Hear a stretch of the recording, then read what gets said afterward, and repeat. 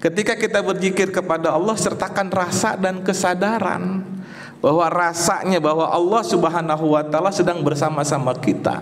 Kesadarannya adalah sedang bersama-sama Allah Subhanahu wa taala. Maka zikir yang demikian ini akan membuat kita mengalami yang disebut dengan metafisik transendental.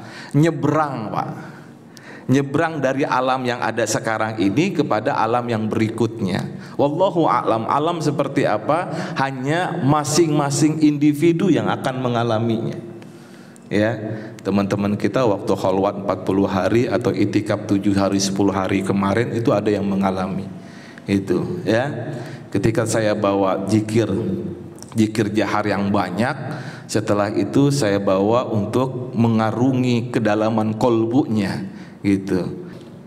Riyadah yang umum dan sudah diijazahkan secara umum ya zikir jahar dan zikir khafi itu inti, ya. Sebab riyadah yang lain kalau kita nggak zikir jahar, nggak zikir khafi, ibarat makan nasinya itu zikir jahar sama zikir khafi. Orang Indonesia loh ya. Orang Indonesia ya, makanan pokoknya itu nasinya, sementara lauk pauknya riyadah yang lain. Maka ketika kita makan hanya lauk pauk saja, nggak akan menjadi mengenyangkan gitu. Nah, zikir jahar, zikir khafi menjadi bahan makanan yang pokok bagi ruh kita. Ketika zikir jahar diperbanyak, maka apa yang terjadi? Ini akan menguatkan ruh kita. Ya. Ketika zikir jahar kita lakukan 1000 minimum misalkan, maka ruh kita akan terkuatkan secara otomatis. Cobain deh, cobain. Ya, maka suasana batin kita ketika kita zikirnya banyak itu akan berubah dibandingkan kita hanya zikirnya sedikit. Nah, plus ketika kita berzikir jahar banyak, maka kemudian otomatis kita saat akan berzikir khafi mudah masuknya. Kalau zikir jaharnya sedikit, masuk ke zikir khafinya susah, Pak. Kenapa? Karena ruhnya tidak terkondisikan.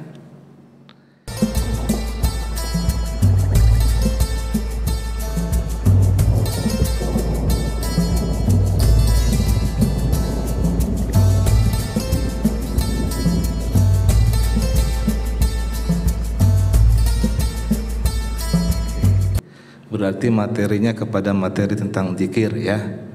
Nah, untuk mengingatkan kembali tentang zikir. Baik. A'udzu billahi minasyaitonir rajim. Bismillahirrahmanirrahim. Al-Qur'an surah Ali Imran. Alladzina yadhkuruna Allaha qiyaman wa qu'udan wa 'ala junubihim wa yatafakkaruna fi khalqis samawati wal ard. Ini patokannya ini ya. Alladzina, yakni orang-orang mereka yang yadhkurunallah, menzikirkan Allah dalam keadaan berdiri, duduk dan berbaring.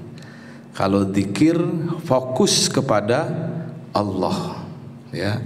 Zikir fokus kepada siapa? Kepada Allah Subhanahu wa taala. Wa yatafakkaruna fi khalqis samawati wal ard, serta berpikir tentang kejadian-kejadian langit dan bumi. Maka berpikir itu tentang kejadian langit dan bumi. Fi khalqis samawati, dalam proses penciptaan langit dan bumi. So dengan demikian dalam keadaan zikir sertakan rasa dan kesadaran akan Allah. Zikir kita ada dua macam, menyebut asma'nya dengan kalimat zikir la ilaha illallah. Lalu bagaimana dengan kolbu kita? Apakah kolbu kita fokusnya kepada alam ini atau fokusnya kemana? Nah, Kita sudah diberikan zikir, 2 zikir oleh guru kita, zikir jahar dan zikir khafi. Ketika zikir jahar kita mengucapkan la ilaha illallah, maka kolbu kita fokus kepada asma'nya, fokus kepada namanya, yaitu jadi fokus kepada asma'nya, fokus kepada. Sementara ini kita baru bisa mengingat Allah hanya dengan menyebut atau membayangkan namanya berupa simbol huruf di dalam bahasa Arab, alif, lam, ha.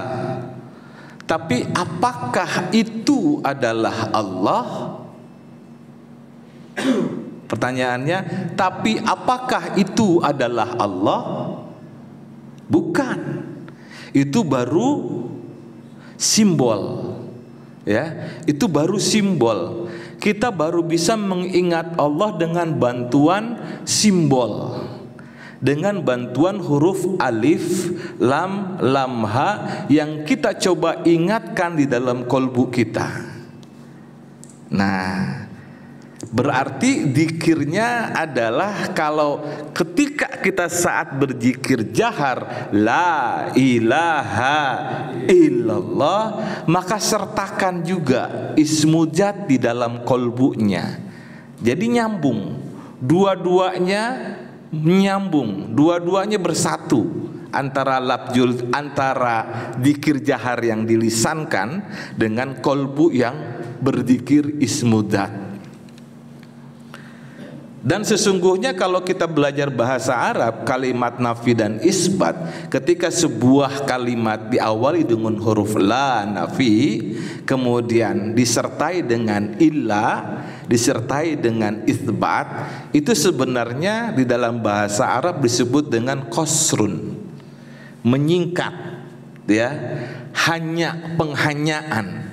Jadi ketika kita mengucapkan kalimat la ilaha illallah, itu sesungguhnya artinya la maujuda illallah, tidak ada yang wujud kecuali Allah. La ma'buda illallah, tidak ada yang disembah kecuali Allah. La apa lagi?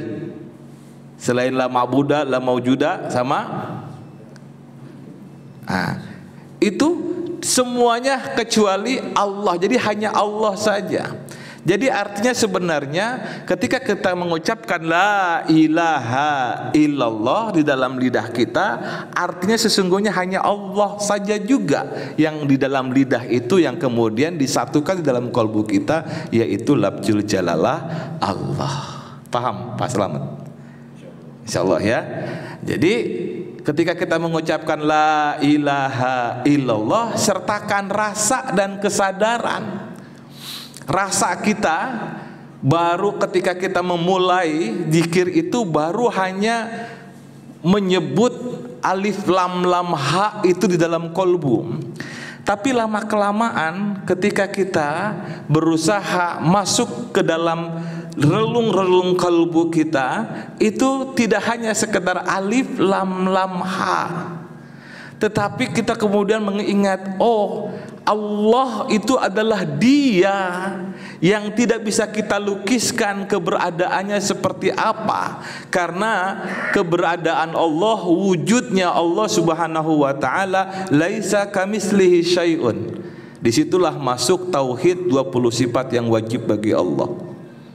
Ya, maka di dalam kalbu kita nyatakan bahwa Allah itu, ya, wujudnya laisa kamislihi syai'un.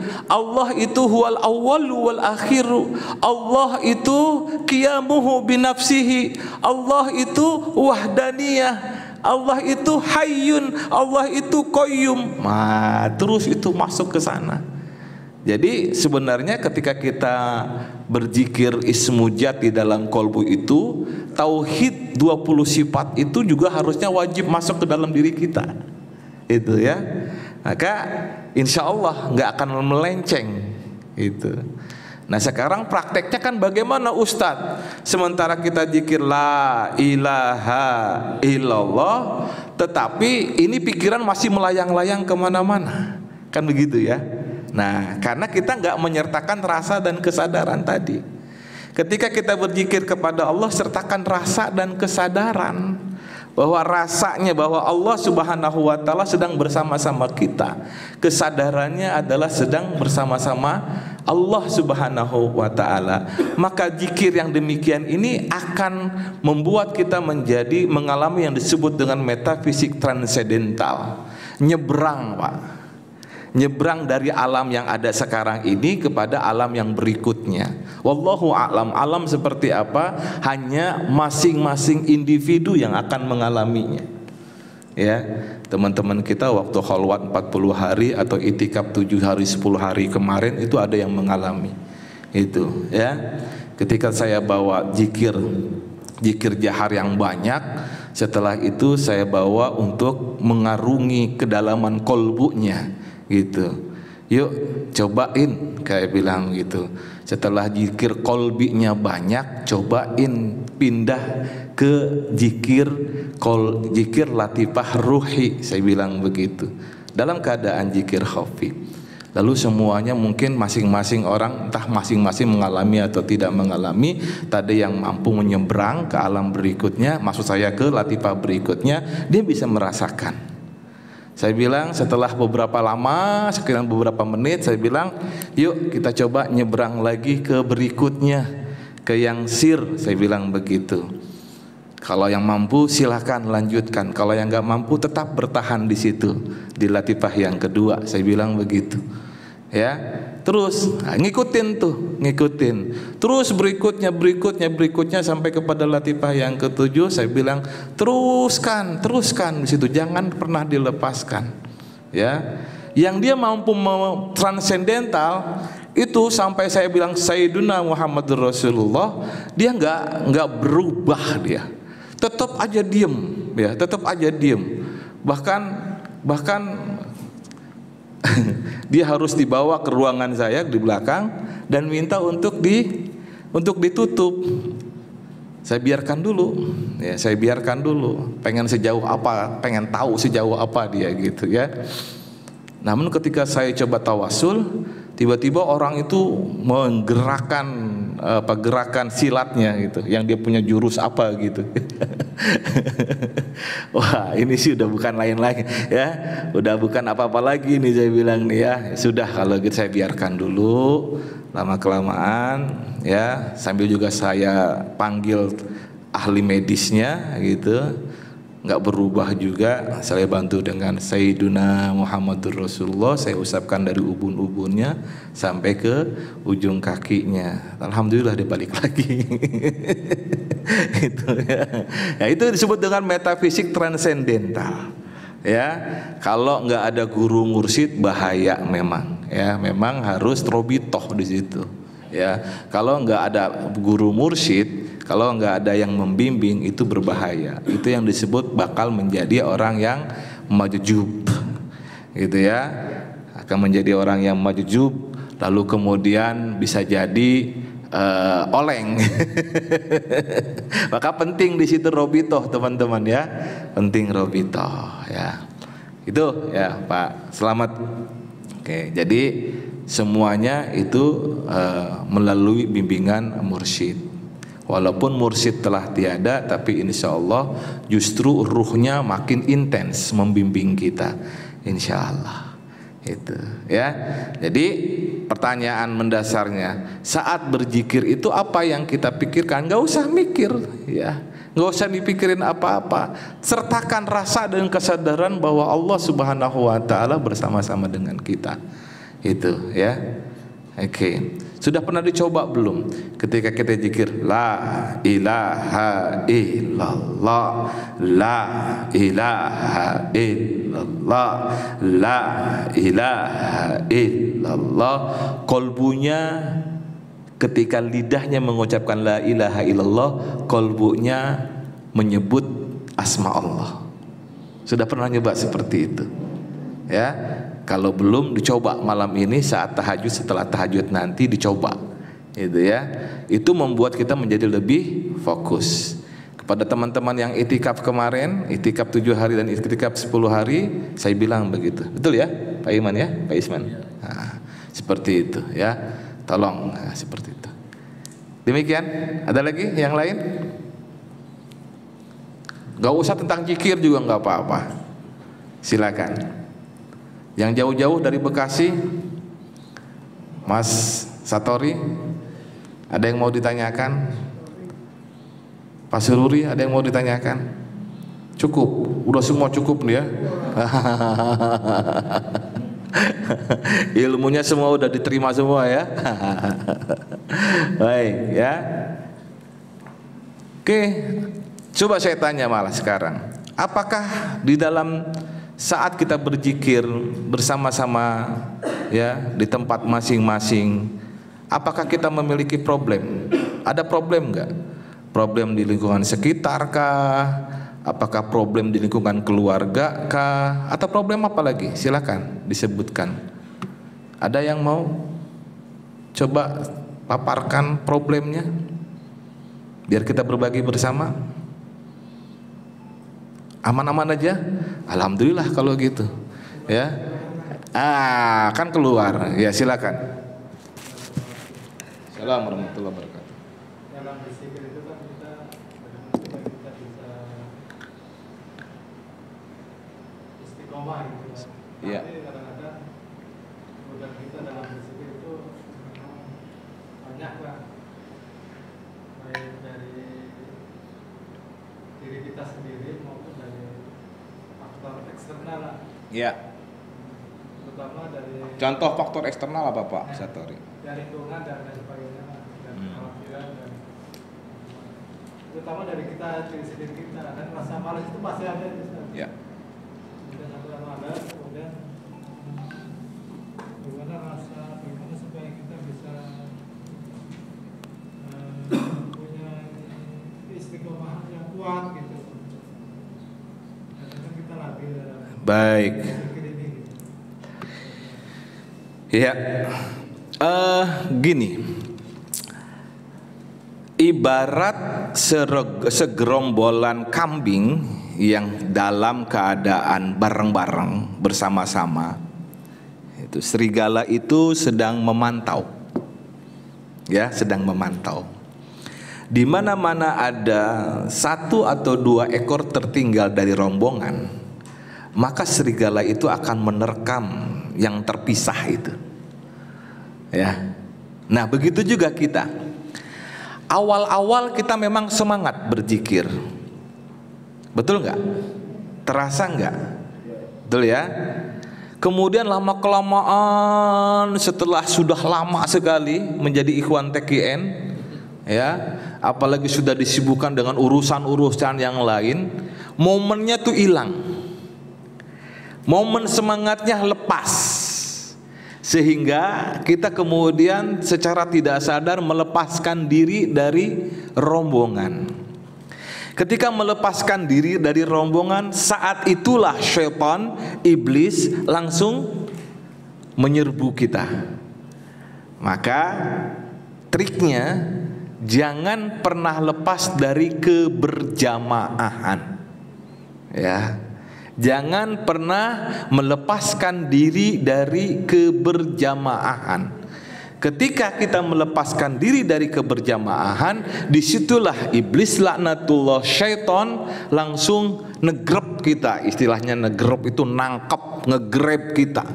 Itu lah, kemudian jadilah kita menjadi malas. Ya, maka hadiri terus jamaah-jamaah, majlis-majlis zikir. Tiap malam Jumat adalah waktu ngecas kita. Kalau kita nggak bisa berjamaah setiap waktu bersama dengan teman-teman kita di tempat-tempat kita yang terdekat, maka usahakan minimum seminggu sekali hadir di majlis zikir, majlis zikir khataman atau manakiban. Nah, itu recas. Yang kedua, Bapak dan Ibu yang dirahmati oleh Allah Subhanahu wa taala, hubungan silaturahim kolbu kita dengan guru kita jangan sampai putus. Bisa putus karena robitoh kita lemah. Robitoh kita lemah karena kita enggak pernah atau jarang ke rumah guru kita. Pertanyaannya, dalam setahun ini sudah berapa kali kita ke guru kita? Dari Syawal kemarin sampai dengan Syawal sekarang. Ya, ada yang 1 kali, Ustadz. Ya, ada yang tiap bulan. Alhamdulillah kalau yang tiap bulan. Ya, kalau yang 1 tahun sekali, wah ini dipertanyakan. Ya, dia tidak berusaha membina hubungan silaturahim ruhnya dengan ruh mursyidnya, dengan ruh gurunya. Itu, Pak, minimum silaturahim ruh kita, jasad kita bersama guru kita itu 40 hari. Dalam 40 hari minimum sekali. Itu, ya. Lepas dari itu, wah, itu seterumnya kurang. Apalagi cuma setahun sekali, apalagi udah bertahun-tahun nggak ke sana. Itu, ya, Pak, tiap bulan tuh, Pak, orang dari jauh datang ke Pondok Pesantren Suryalaya, dari timur, ya, dari Jawa Timur yang paling timur datang ke Suryalaya, minimum setahun sekali, ya, minimum saat bulan Syawal. Nggak bulan Syawal ya bulan berikutnya bulan Dzulqa'dah, nggak bulan Dzulqa'dah bulan berikutnya bulan Dzulhijjah. Maka ya, kita kurang ngecas. Kalau kita menjadi bosan itu karena gara-gara kita kurang ngecas. Ya, begitu, Pak. Ya, jadi minimum tuh setahun sekali ke sana. Ya, kalau udah bertahun-tahun nggak ke sana, ya ngaku muridnya berarti dipertanyakan gitu. Apalagi yang tinggalnya di Jakarta, istilah kata tinggal selangkah doang ke Pondok Pesantren Suryalaya. Ya, sekarang apalagi sudah dipermudah oleh pemerintah pakai wush. Ya, cuma 2 jam sampai di Bandung. Ya, tinggal dari Bandung ke Suryalayanya 2 jam lagi. Gitu. Gitu, Pak. Ya, jadi itu salah satunya, ya. Robitoh kita kuatkan dengan guru kita dengan cara silaturahim dengan guru kita. Ya, kita terus memfasilitasi tiap bulan TKN Center bikin kegiatan memfasilitasi ikhwan. Dulu, ya, sebelum kita ada program itu berangkat masing-masing, ya, bisanya dengan bus Prima Jasa, dengan bis Prima Jasa. Jam 9 kita angkring-angkringan, acak icik, ya, di mana di pool Prima Jasa di Cawai Cililitan. Sampai sana jam 2 pagi. Jam 2 pagi udah nggak ada mobil, harus pakai ojek. Pakai ojek mumpung apa? Mending kalau pakai jaket. Kalau nggak pakai jaket, pakai ojek kedinginan badan. Akhirnya, ya, kita bikin program fasilitasi lah. Ya, paling tidak ada yang bisa berangkat bareng gitu, ya. Nah, besok 19 Mei kita akan berangkat. Silakan bagi yang mau bergabung, yuk bareng-bareng kita ke Pondok Pesantren Suryalaya. Cuma Rp250.000 saja. Gitu, ya, gitu. Nah, bukan yang ngejual promo program, ya. Ini karena pertanyaan tadi, kenapa kita kok ada bosennya gitu. Ya, momennya lepas, ya. Paling tidak minimum sebulan sekali hadir juga di manakiban yang terdekat. Gitu, ya. Minimum sebulan sekali. Kita mengadakan di tanggal 12 Mei insyaallah. Ya. Oke, ada lagi? Silakan Pak Sony.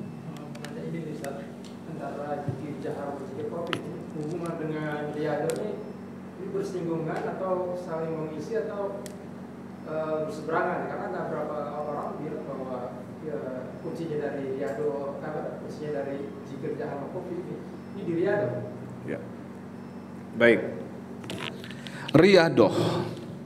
Riyadoh yang umum dan sudah diijazahkan secara umum, ya zikir jahar dan zikir khafi itu inti, ya. Sebab riyadoh yang lain kalau kita nggak zikir jahar, nggak zikir khafi, ibarat makan nasinya itu zikir jahar sama zikir khafi. Orang Indonesia loh, ya. Orang Indonesia, ya, makanan pokoknya itu nasinya. sementara lauk pauknya riadoh-riadoh yang lain. Maka ketika kita makan hanya lauk pauk saja, nggak akan menjadi mengenyangkan gitu. Nah, zikir jahar, zikir khafi menjadi bahan makanan yang pokok bagi ruh kita. Nah, riadoh menguatkan sebenarnya. Kalau intinya kita nggak istiqomah, zikir jahar, zikir khafinya nggak istiqomah, kita hanya hadir manakiban saja, maka itu cemplang, Pak. Tahu cemplang? Cemplang tahu ya? Hambar gitu. Kalau kita nggak zikir jahar, nggak zikir khafi, hanya manakiban saja, atau kita hanya khataman saja, nggak zikir jahar, nggak zikir khafi, maka itu pun sama, hambar itu. Nah, justru yang paling intinya di zikir jahar dan zikir khafi. Zikir jaharnya perbanyak. Ketika zikir jahar diperbanyak, maka apa yang terjadi? Ini akan menguatkan ruh kita. Ya. Ketika zikir jahar kita lakukan 1000 minimum misalkan, maka ruh kita akan terkuatkan secara otomatis. Cobain deh, cobain. Ya. Maka suasana batin kita ketika kita zikirnya banyak, itu akan berubah dibandingkan kita hanya zikirnya sedikit. Nah, plus ketika kita berzikir jahar banyak, maka kemudian otomatis kita saat akan berzikir khafi mudah masuknya. Mudah masuknya. Kalau zikir jaharnya sedikit, masuk ke zikir khafinya susah, Pak. Kenapa? Karena ruhnya tidak terkondisikan. Ketika zikir jaharnya banyak, maka ruh menjadi terkondisikan untuk masuk ke zikir khafi lebih mudah. Kenapa? Karena sudah diawali dengan la ilaha illallah, begitu banyak kita ucapkan. Lalu kalau kita tambah lagi dengan zikir yang lain-lain, semisal riadohnya puasa, itu akan menguatkan. Bapak dan ibu puasa, latihan puasa Senin dan Kamis begitu saja rutin setiap pekan, itu juga akan menguatkan. Apalagi ditambah dengan puasa yang lain. Ada yang disebut dengan puasa kefarat. Selasa, Rabu, Kamis puasa, malam Jumatnya melekan. Nah, ini akan lebih menguatkan lagi secara batiniah. Itu ya. Mau ditambah lagi dengan riadoh-riadoh yang lain boleh, asal istiqomah dan gak mudah batal gitu.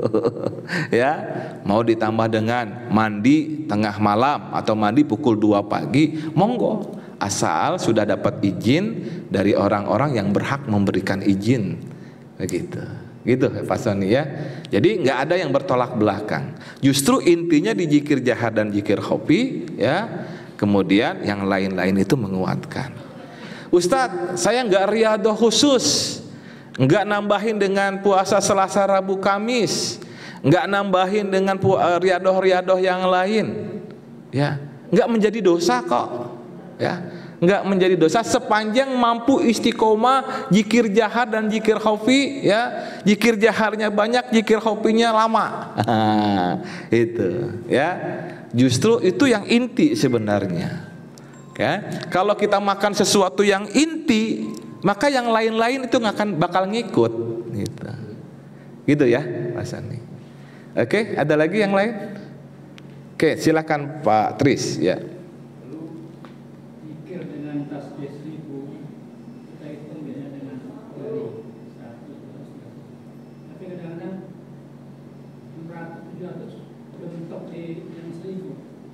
Iya, baik. Jumlah zikir kalau kita fokus kepada hitungan, akhirnya kita nggak ingat sama Allah. Ya. Kenapa? Karena kita fokusnya kepada jumlah berapa banyak yang sudah kita selesaikan, sehingga kita nggak fokus kepada Allahnya sendiri. Gitu. Maka tipsnya, ketika kita mau zikir banyak, entah itu mau hitungannya 1000 atau 2000 atau 3000 atau 5000, ya patokannya sudahlah, nggak usah terlalu banyak dengan hitungan, ya. Ya kalau antum punya tasbih yang panjangnya 1000, dari bonggol ke bonggol aja itu udah hitungan 1000. Udah, nggak usah lagi kita coba ngitung, ini udah 1000 atau 2000 atau 3000 atau belum, atau 600 atau 700 kan begitu. Ya, itu ya. Jadi nggak usah fokus kepada berapa jumlah hitungannya, tapi rasanya saja. Padahal ketika kita sudah zikir banyak, tasbih itu bisa kita lempar sebenarnya. Maksudnya dalam tanda kutip, quote and quote, nggak usah kita pakai lagi juga nggak apa-apa sebenarnya. Itu. Maka hitungannya lihat hitungan waktu saja. Itu. Misalkan kita sudah pasang jam dinding atau jam beker di sana, ya. Pasang aja alarmnya dalam 1 jam berikutnya. Berarti zikir 1 jam. Zikir 1 jam berapa lama jumlahnya? Rata-rata orang kalau zikirnya sudah agak cepat, 15 menit saja sudah mencapai 1000. Kalau pemula mungkin setengah jam atau mungkin 1 jam baru sampai 1000. Kan begitu ya. Jadi tergantung ukurannya adalah masing-masing. Gitu. Tapi kalau lagi berjamaah, imam harus tahu kondisi, itu ya. Kalau nggak lagi dibilangi kita lagi latihan zikir lama, jangan kita zikir keenakan zikir sendiri, zikirnya lama. Karena biasanya kalau lagi berjamaah, ya orang punya keperluan dan kebutuhan masing-masing. Kalau kita tidak kondisikan dari awal, kita umumkan dari awal, misalkan kita akan zikir lama ya hari ini. Nah, kan semua terkondisikan bakal tahu nih bakal zikir lama itu. Tapi kalau kita nggak bilang bakal zikir lama, anggapan ikhwan oh ini 165 itu ya. Kalau ukuran 165 berarti udah siap-siap nih dia punya ada kegiatan yang lain-lain. Nah, makanya disitulah pemimpin zikir harus nauin ya, harus tahu kondisi. Gitu Pak Tris. Ada lagi ibu-ibu mau bertanya? Silakan Ibu Titin. Kalau kita dengan jantung, Iya. nggak bisa kehitung. Iya, betul. Jadi kalau zikir hobi ya udah kita nggak usah ngitung berapa banyak zikir hobi. Ikuti saja irama detak jantung. Tapi juga jangan terjebak dengan irama detak jantung. Jangan terjebak dengan itu, ya. Jangan terjebak di detak jantung, ya. Teruskan saja. Gitu Bu Titin ya. Ya. Ibu, ada yang mau ditanyakan? Tidak ada. Baik. Bapak, mumpung kita bertemu, jarang-jarang ada diskusi semacam ini. Silakan. Pak Aris. Kadang-kadang kalau udah di rumah baru kepikiran, tadi mau nanya itu. Tapi kok sampai di ruangan kok nggak mau dan ditanyain ya gitu. Ya. Oke, kalau tidak ada silakan Ustadz Muzakir.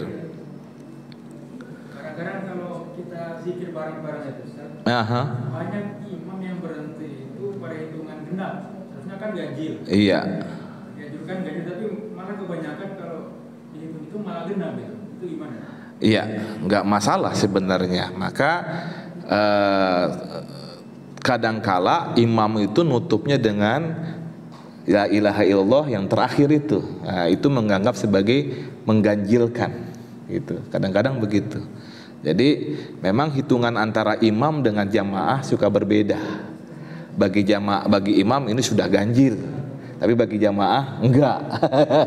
Itu kan berarti sangat subjektif imam ya, sangat subjektif imam. Maka kita serahkan kepada imam saja. Baik kalau kita sendirian masing-masing, ya kita tahu lah ini ganjil atau genap hitungannya. Itu. Kadang ada juga yang sudah hitungan, belum sampai 100 sudah berhenti. Itu dia. Banyak. Nah, kalau yang itu tetap harus diomongin gitu.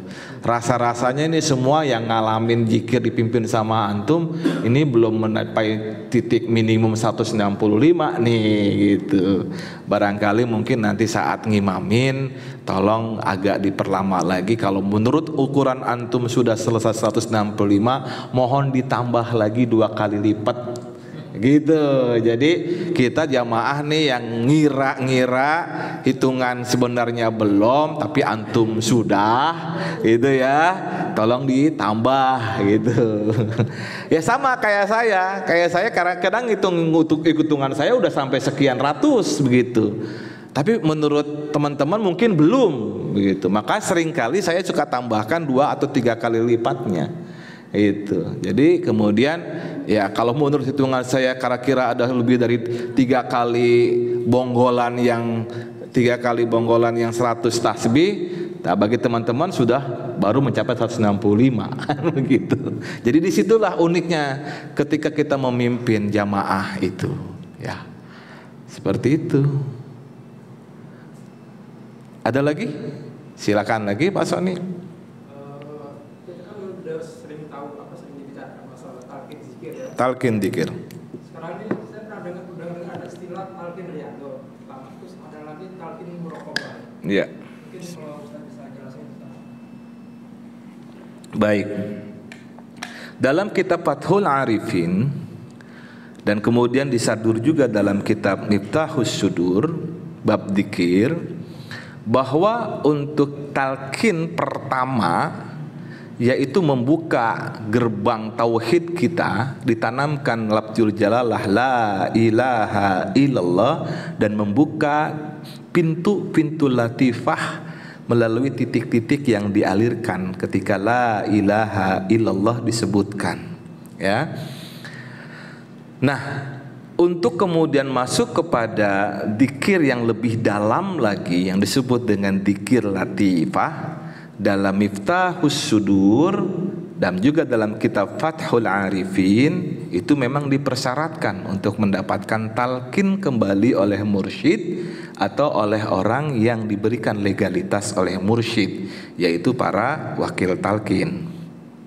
Maka minta ya kepada mereka yang berhak mengajarkannya. Saat saya mengikuti pelatihan mubalik tasawuf, ada peluang terbuka untuk orang-orang yang ingin mencoba untuk menggerakkan latifah-latifah di dalam kolbunya, di dalam dirinya.